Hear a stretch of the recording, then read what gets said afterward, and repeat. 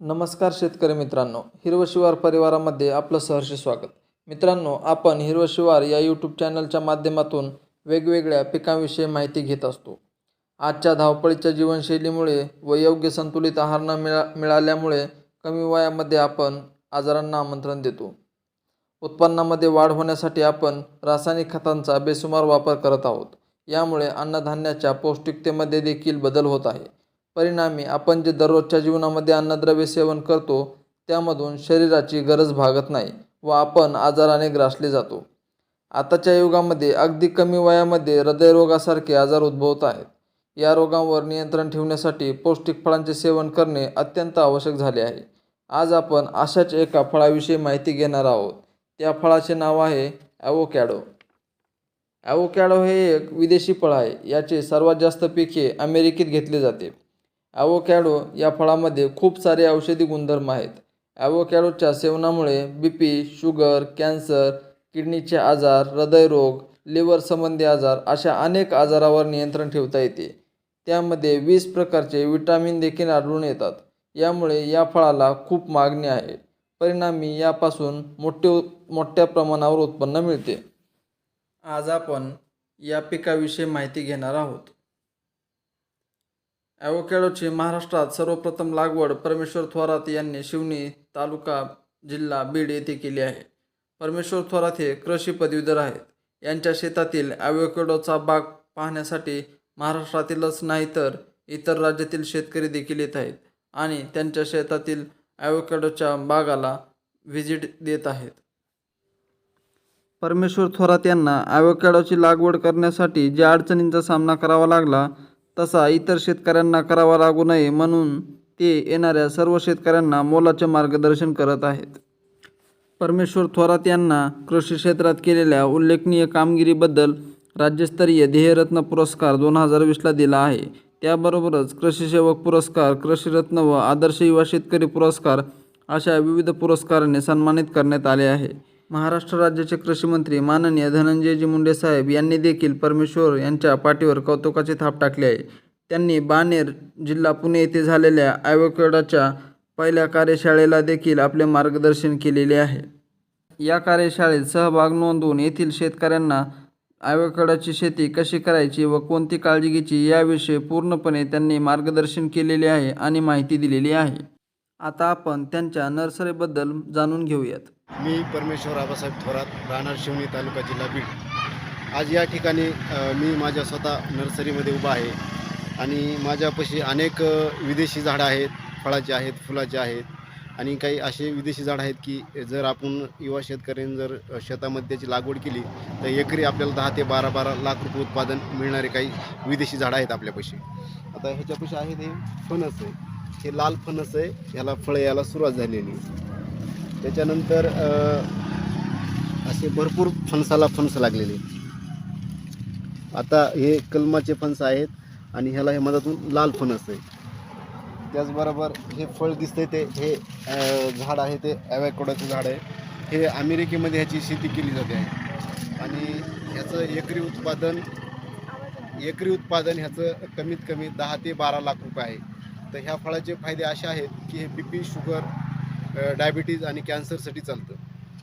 आणि आपण आपल्या शेतात देखील लावलं आहे, त्याबद्दल थोडी माहिती द्या ना आपल्या प्रेक्षकांना. 2018ला 1 एकरमध्ये ॲवोकॅडोची लागवड केलेली आणि 22-23ला 2 वर्ष झालं उत्पादन सुरू झालेलं आहे.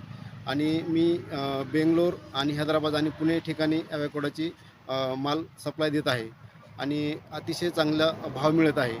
आणि त्याचबरोबर बीड जिल्ह्यामधील काही ज्या ग्राहकांना ॲवोकॅडोविषयी थोडी माहिती आहे असे काही ग्राहक माझ्या शेतावर येऊन ॲवोकॅडो हे फळ स्वतः घेऊन जात आहेत. हे जे फळ दिसतं आहे ते ॲवोकॅडो आहे, इंडियन व्हरायटी आहे. हे आपल्या शेतावरून आपण लावीत तोडून आणलेलं आहे आणि हेचं झाड जे आहे ते हे ॲवोकॅडोचं झाड आहे आणि इंडियन व्हरायटी आहे. आणि हे कापल्याच्या नंतर ह्याच्यामधून एक बी निघती, बी बाजूला काढायची आणि मधलं जे गर आहे ते आपण रोज खाऊ शकतो. आणि आपल्या या नर्सरीबद्दल थोडी माहिती द्या आपल्या प्रेक्षकांना. या ठिकाणी माझ्या नर्सरीमध्ये देशी विदेशी भरपूर झाडं मिळतात आणि माझा मोबाईल क्रमांक आहे 78 75 18 50 32 आणि राहणार शिवनी, तालुका, जिल्हा बीड. बीड परळी रोडला शिवनी गावामध्ये 10 किलोमीटरवर नर्सरी आहे. थोरात यांनी शेतकऱ्यांना ॲव्होकॅडोची लागवड करताना त्यांना आलेल्या अडचणी येऊ नयेत म्हणून त्यांच्या नर्सरीमध्ये ॲव्होकॅडोची रोपे उपलब्ध करून दिली आहेत. आता त्यासाठी कोठेही भटकण्याची गरज नाही. महाराष्ट्रातच रोपे मिळत आहेत. त्यांनी 2 प्रकारचे रोपे ठेवली आहेत. एक म्हणजे कलम केलेली आणि दुसरे म्हणजे बिया लावून तयार केलेली रोपे.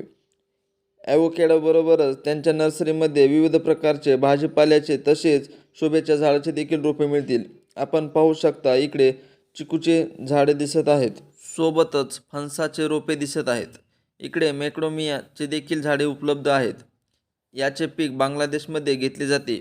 याची प्रायोगिक तत्वावर परमेश्वर थोरात त्यांच्या शेतामध्ये लागवड करत आहेत. आपण पाहत आहात इकडे मिरचीची रोपे देखील दिसत आहेत. तसेच फ्लावरची रोपे देखील दिसत आहेत. हे जे समोर दिसत आहेत हे ॲव्होकॅडोचे रोप आहेत. इकडे बांबूचे रोपे देखील दिसत आहेत आपल्याला. शोभेच्या झाडाची देखील वस्तू इथे इकडे गवती चहा पण दिसत आहे आणि इकडे आंब्याचे कलम देखील दिसत आहेत.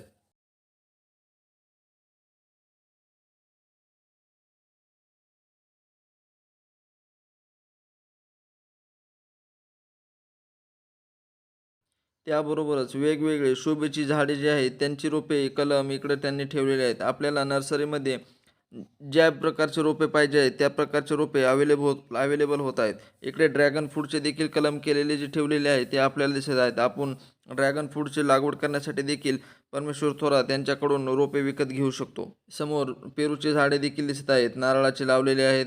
तसेच रबराचे देखील इकडं आपल्याला शोभेचे जे झाड आहे रबराचं ते देखील दिसत आहे. वेगवेगळ्या प्रकारचे झाडे दिसत आहेत आपल्याला. आंब्याचे दिसत आहेत, रामफळाचे दिसत आहे, सीताफळ दिसत आहे. हे भाजीपाल्याचे आहेत, काही चिकूचे आहेत, काही अंजीर आहेत, काही एलिव्हिट ॲपल आहेत आणि एलिव्हिट ॲपल आहे आणि त्याचबरोबर हे मेकोडोमिया आहे. याची सध्या बांगलादेशमध्ये याची शेती होत आहे आणि तर याचं आपण कुठं प्रायोगिक तत्वावर लावले आहे? आता लागवड सुरू झालेली आहे. मी स्वतः लागवड सुरू करत आहे.